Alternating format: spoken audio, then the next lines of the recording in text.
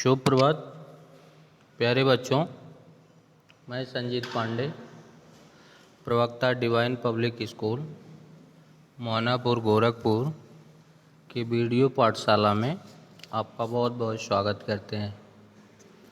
बच्चों, आज हम कक्षा 11वीं विषय हिंदी आरोह भाग 1 के गद्य खंड में संकलित 8वां अध्याय, जो कृष्णचंद्र की रचना है जामुन का पेड़, ये कहानी विधा की रचना है और इसको पढ़ेंगे।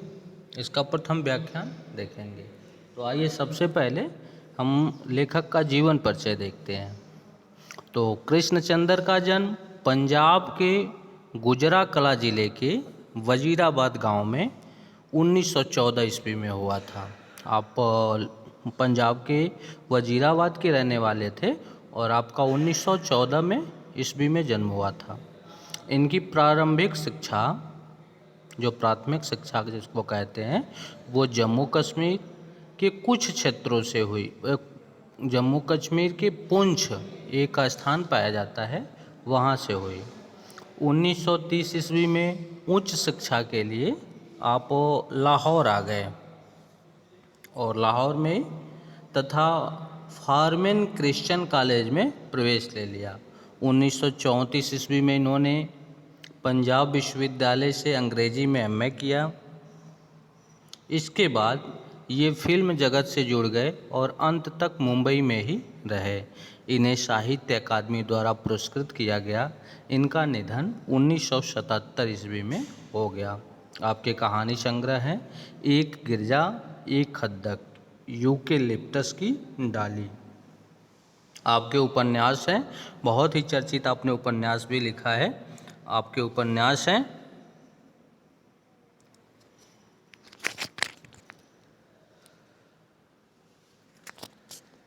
शिकस्त, जरगांव की रानी, सड़क वापस जाती है, जिसमें सड़क वापस जाती है काफ़ी चर्चित उपन्यास है। आसमान रोशन है, एक गधे की आत्मकथा, अन्नदाता, हम वहशी हैं, जब खेत जागे, 52 पत्ते, एक वायलिन, समंदर के किनारे, कागज़ की नाव, मेरी यादों के किनारे इत्यादि इन्होंने उपन्यास के रूप में रचनाएं देने का कार्य किया और आपको बहुत ही ख्याति मिली, बहुत ही आपको प्रसिद्धि मिली। उक्त जो पाठ है, आप कहते भी हैं कि आप बेबाक टिप्पणी करने वाले लेखकों में से एक हैं। आप कहते हैं अफसोस इस बात का नहीं है कि मौत बेरहम है। आपकी सबसे प्रसिद्ध उक्ति है कि अफसोस इस बात का नहीं है कि मौत बेरहम है, अफसोस इस बात का है कि अस्पताल बेरहम क्यों है। कहते हैं कि अफसोस इस बात का है कि अस्पताल बेरहम क्यों हैं। इस पर ऐसे पंक्ति देने वाले और समाज के ऊपर बेबाक टिप्पणी करने वाले लेखक कृष्णचंद्र अय्यर बहुत ही महत्वपूर्ण रहे हिंदी साहित्य के लिए। प्रेमचंद के बाद जिन कहानीकारों ने कहानी विधा को नई ऊंचाइयों तक पहुंचाया, उनमें उर्दू कथाकार कृष्णचंद्र का नाम बड़े ही महत्वपूर्ण तरीके से लिया जाता है।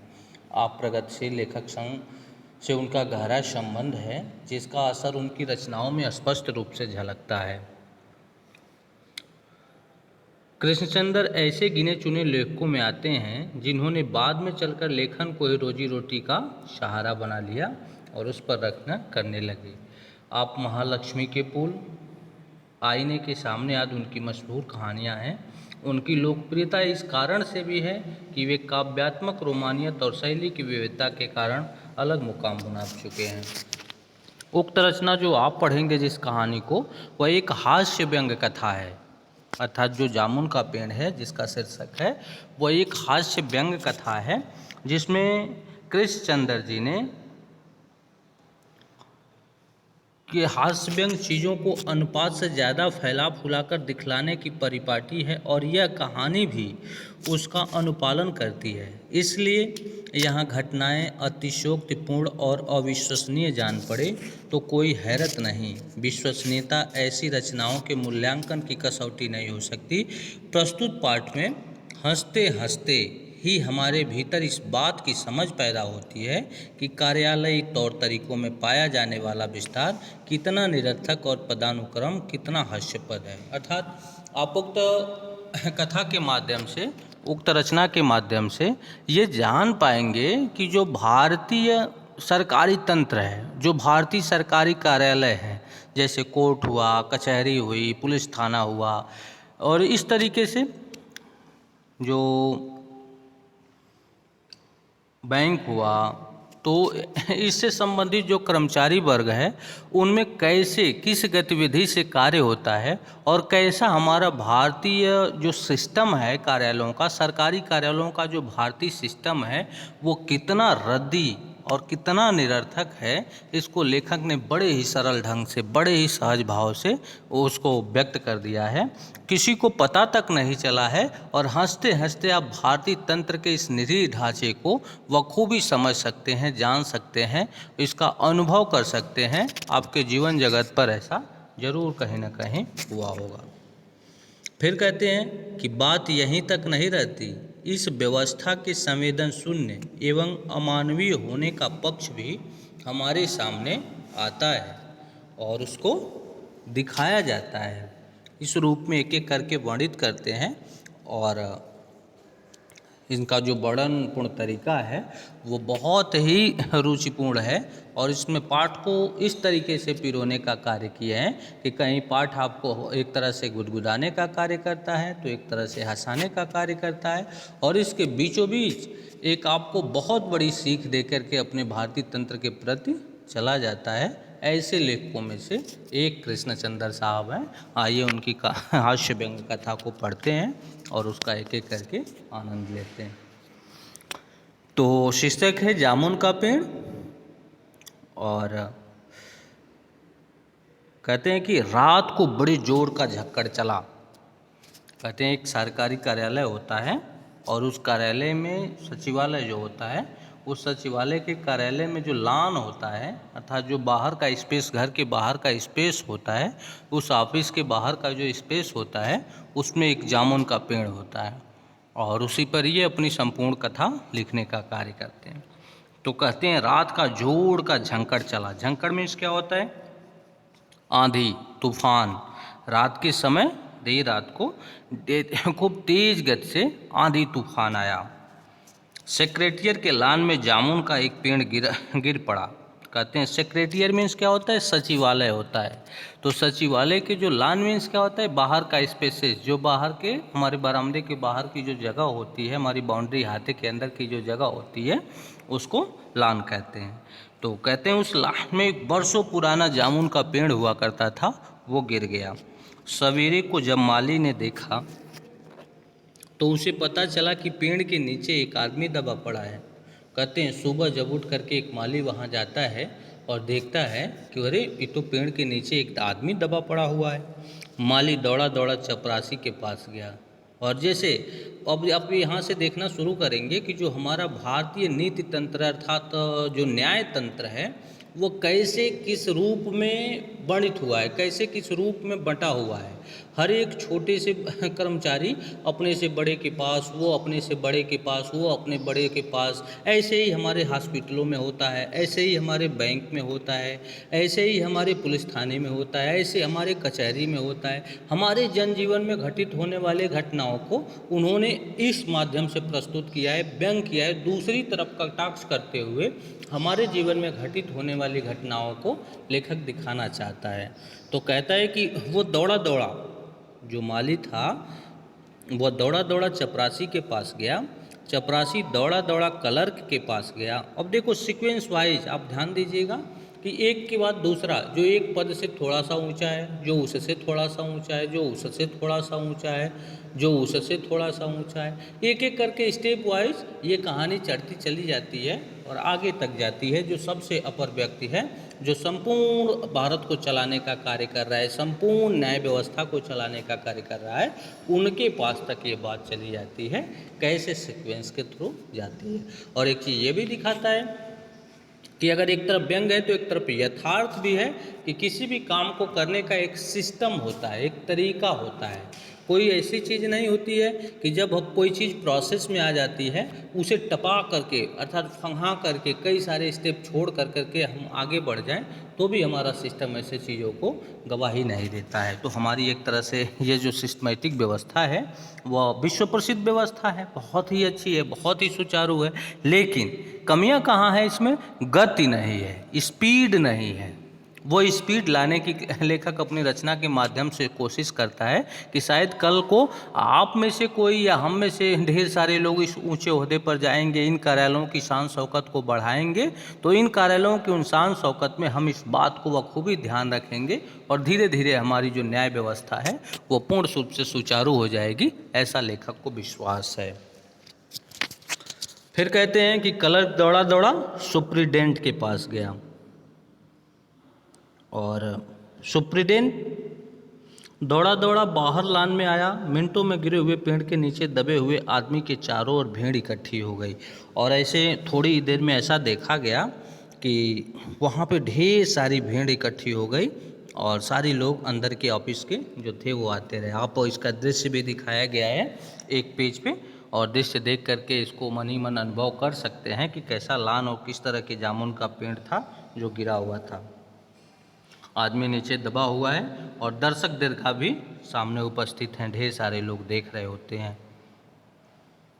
बेचारा जामुन का पेड़। अब उसमें से एक व्यक्ति कहता है कि बेचारा जामुन का पेड़ कितना फलदार था। एक क्लर्क बोला, एक क्लर्क कहता है कि ये जामुन का पेड़ जो था वो बहुत फल देता था, बहुत वर्षों से फल देता था और इसके जामुन इतनी रसीली होती थी।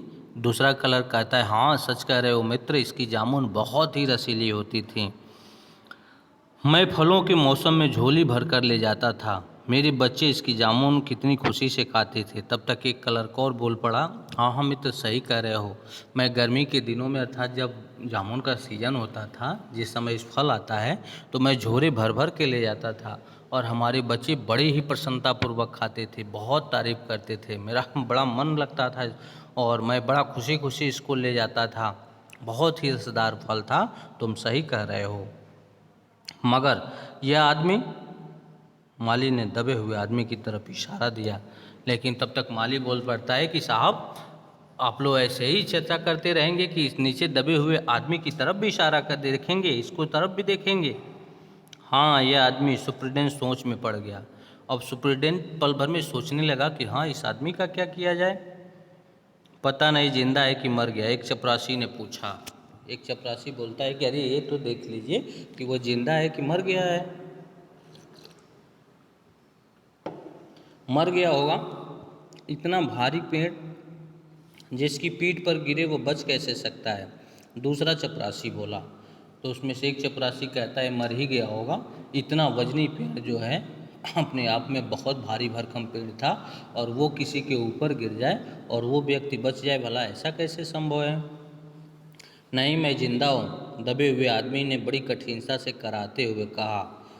तो जो नीचे दबा हुआ पेड़ के नीचे जो उसकी जामुन का पेड़ गिरा हुआ था, उसके नीचे जो आदमी दबा हुआ था वो कराते हुए दर्द से बहुत ही पीड़ित था और असहनीय अथाह दर्द उसे हो रहा था। लेकिन उसी में से वो कराते हुए आवाज़ देता है, बोलता है नहीं मैं जिंदा हूँ। दबे हुए आदमी ने बड़ी कठिनता से कराते हुए कहा, जिंदा है। एक क्लर्क ने ताजुब से कहा। एक क्लर्क को बड़ा आश्चर्य हुआ कि आदमी कैसे जिंदा हो सकता है। पेड़ को हटाकर इसे जल्दी से निकाल लेना चाहिए, माली ने सुझाव दिया। माली ने कहा कि हमें तुरंत सारे लोग मिल करके इस पेड़ को उठा करके और इस व्यक्ति को तुरंत निकाल लेना चाहिए। मुश्किल मालूम होता है, एक सुस्त कामचोर और मोटा चपरासी बोला। एक मोटा तगड़ा और तोंद फेंका हुआ चपरासी था। सो उसने क्या किया और काम धाम बड़ी सुस्ती के साथ वो करते थे, ठीक अपने सरकारी तंत्र में, जैसा अपने कार्यालयों में आपने देखा होगा, अपने बैंक में आपने देखा होगा, अपने पुलिस स्टेशन में आपने देखा होगा, अपने कोर्ट कचहरी में आपने देखा होगा, यही हमारे ये अब परिवेश में जिस तरीके से आलसी प्रवृत्ति के लोग होते हैं, ऐसे ही एक कहता है कि नहीं ऐसा कैसे हो सकता है, ये तो बहुत भारी भरकम बहुत वजनी है, भला हम लोग इसको उठा सकते हैं, इसके लिए तो किरान लाने पड़ेंगे, ट्रैक्टर्स लाने पड़ेंगे, ढेर सारे लोग लाने पड़ेंगे, बल्हा रस्सी आदि लाना पड़ेगा, तब बांध करके उठाया जा सकता है, तब ये संभव है।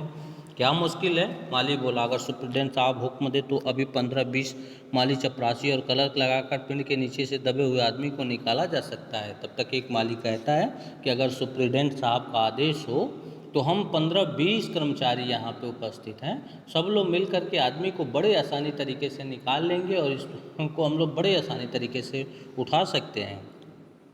माली ठीक कहता है। बहुत से कलर के एक साथ बोल पड़े, लगाओ जोर, हम तैयार हैं।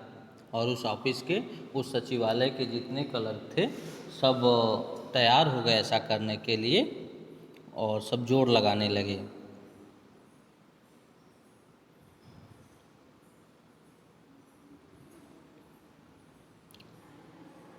ठहरो, सुप्रीटेंडेंट बोला, मैं अंडर सेक्रेटरी से पूछ लूँ। सुप्रीटेंडेंट अंडर सेक्रेटरी के पास गया। अंडर सेक्रेटरी डिप्टी सेक्रेटरी के पास गया। डिप्टी सेक्रेटरी ज्वाइंट सेक्रेटरी के पास गया। सेक्रेटरी मीन्स सचिव होता है, अंडर मीन्स होता है अवर सचिव, डिप्टी मीन्स होता है उप सचिव और ज्वाइंट मीन्स होता है संयुक्त सचिव। तो एक के बाद एक जो दूसरा सीक्वेंस चलता है उस सीक्वेंस से वो फॉलो करते गए। अब ज्वाइंट सेक्रेटरी चीफ सेक्रेटरी के पास गया। चीफ सेक्रेटरी मिनिस्टर के पास गया। मिनिस्टर ने चीफ सेक्रेटरी से कुछ कहा। चीफ सेक्रेटरी ने ज्वाइंट सेक्रेटरी से कुछ कहा। ज्वाइंट से अब देखो एक बार सीक्वेंस ऊपर की तरफ जाता है, अब ऊपर से वो मैसेज नीचे की तरफ आता है, फिर जिस चैनल से वो गया हुआ है उसी चैनल से वो वापस की तरफ आ रहा है। सेक्रेटरी से कहा, डिप्टी सेक्रेटरी ने अंडर सेक्रेटरी से कहा, फाइल चलती रही। इसी में आधा दिन बीत गया। आदमी वैसे का वैसे दबा हुआ है, करा रहा है, पीड़ित है। अब उसके प्राण निकलने को हैं कि तब उसके प्राण निकलने को हैं और कोई व्यक्ति उसे बचाने वाला नहीं है। इधर जो सरकारी तंत्र है और वहाँ फाइलें अपने गति से आगे की तरफ बढ़ती जा रही हैं, एक के बाद दूसरे, दूसरे से तीसरे, तीसरे से चौथे के क्रम में वो आगे की तरफ बढ़ती जा रही हैं और जिस सीक्वेंस में जा रही हैं उसी सीक्वेंस में फिर वापस भी आने का कार्य कर रही हैं। दोपहर के खाने पर दबे हुए आदमी के चारों ओर बहुत भीड़ हो गई थी। जब दोपहर का लंच हुआ उस दौरान दबा हुआ जो आदमी था वहाँ काफ़ी ढेर सारे लोग एकत्रित हो गए थे। लोग तरह तरह की बातें कर रहे थे। कुछ मनचले क्लर्कों ने समस्या को खुद ही सुलझाया, चाहा वे हुकूमत के फैसले का इंतजार किए बिना पेड़ को अपने आप हटा देने का निश्चय कर रहे थे कि इतने में सुप्रीटेंडेंट फाइल लिए भागा भागा आया। बोला, हम लोग खुद इस पेड़ को नहीं हटा सकते, हम लोग व्यापार विभाग से संबंधित हैं और यह पेड़ की समस्या है जो कृषि विभाग के अधीन है। अब देखो कि सुबह तक फाइल चलती रही और दोपहर तक हो गया। दोपहर के बाद एक व्यक्ति आता है और वो कहता है कि देखिए ये फाइल हम कार्यालय के लोग नहीं टच कर सकते। क्यों? क्योंकि ये हमारा मामला नहीं है और हम खुद इस पेड़ को नहीं हटा सकते, हम लोग व्यापार विभाग से संबंधित हैं और ये जो पेड़ है वह कृषि विभाग के अधीन आता है। मैं इस फाइल को अर्जेंट मार करके कृषि विभाग को भेज रहा हूँ, वहाँ से उत्तर आते ही पेड़ को हटवा दिया जाएगा। वह कहते हैं देखिए आपके सामने ही अपने काम को दिखाने के लिए कि मैं कितनी ईमानदारी से, कितनी श्रद्धापूर्वक अपना काम करता हूँ, उस पर अर्जेंट अर्थात इम्पोर्टेंट का, बहुत ही ज़रूरी है ऐसा मैसेज लगा कर करके और वो भेज देते हैं कि देखिए आपके सामने मैंने इसमें अर्जेंट का अर्थात बहुत सत्य आवश्यक है करके ऐसा रिमार्क और वो वन विभाग को भेज देते हैं। कृषि विभाग को भेज देते हैं। कृषि विभाग में भेज रहा हूँ, वहाँ से उत्तर आते इस पेड़ को हटा दिया जाएगा, आदमी को निकाल लिया जाएगा और वो सकुशल सुरक्षित निकल जाएगा। दूसरे दिन कृषि विभाग से उत्तर आया कि पेड़ व्यापार विभाग के लान में गिरा है, इसलिए हम पेड़ को हटाने या न हटवाने की जिम्मेदारी व्यापार विभाग पर पड़ती है। और तब तक संध्या हो गई।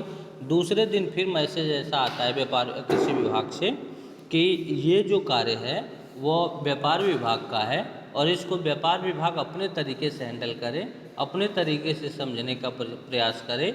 इसमें हम कुछ भी नहीं कर सकते हैं। यह उत्तर पढ़कर व्यापार विभाग में गुस्सा आ गया। उन्होंने फौरन लिखा कि पेड़ों को हटवाने या न हटवाने की जिम्मेदारी कृषि विभाग पर लागू होती है, व्यापार विभाग का इससे कोई संबंध नहीं है। और जैसे ही व्यापार विभाग के लोग इसको पढ़े तो जो इसके ऊंचे ओहदे के कर्मचारी थे, जो ऊंचे पद के कर्मचारी थे, उनके पास से मैसेज गया तो वो गुस्से से आग बबूला हो गए। और आग बबूला होते उन्होंने फिर एक लेटर टाइप किया, फिर मैसेज दिया कृषि विभाग को कि ये आप ही के अधीन आता है, हम तो व्यापारी वर्ग हैं, हम इसमें क्या कर सकते हैं, हमारी कोई भूमिका नहीं है। दूसरे दिन भी फाइल चलती रही। शाम को जवाब आ गया, हम इस मामले को हॉर्टिकल्चर डिपार्टमेंट के हवाले कर रहे हैं क्योंकि यह एक फलदार पेड़ का मामला है और एग्रीकल्चर डिपार्टमेंट अनाज और खेतीबाड़ी के मामले में फैसले करने का हकदार है। जामुन का पेड़ चूँकि एक फलदार पेड़ है, इसलिए पेड़ हॉर्टिकल्चर डिपार्टमेंट के अंतर्गत नहीं आता है। हॉर्टिकल्चर में क्या होता है? उद्यान कृषि, जो बाग बगीचों को देखने का कार्य करते हैं, तो वो भी मनाही कर देते हैं।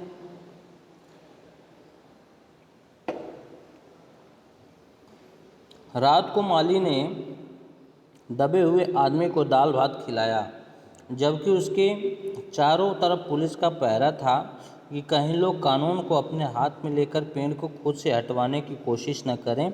मगर एक पुलिस कांस्टेबल को दया आ गई और उसने माली को दबे हुए आदमी को खाना खिलाने की इजाज़त दे दी। कहते हैं रात को वहाँ पुलिस पहरेदार लगा दिए गए और एक माली वहाँ रात भर रखाता था, आदमी को दाल भात खिलाया, जबकि चारों तरफ पुलिस का पहरा था और उसे किसी भी व्यक्ति को वहाँ तक जाना मनाही थी। लेकिन वो उनसे परमिशन लेकर के एक कांस्टेबल को दया आ गई थी, तो उसने जाने का परमिशन दे दिया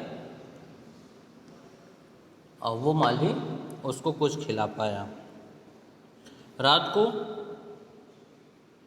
माली ने दबे हुए आदमी से कहा, तुम्हारी फाइल चल रही है, उम्मीद है कल तक फैसला हो जाएगा।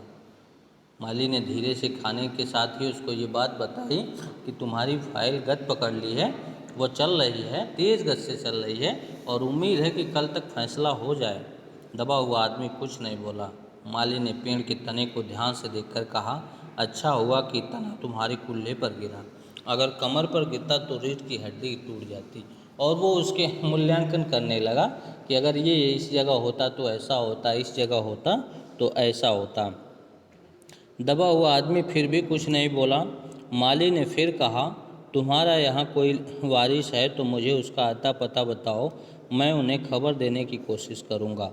वह कहता है, माली कि अगर तुम्हारा कोई वारिस हो, तुम्हारा कोई अपने जान पहचान का हो तो तुम बताओ, हम उसको मैसेज करा देते हैं, वो आएगा तुमसे मिल लेगा।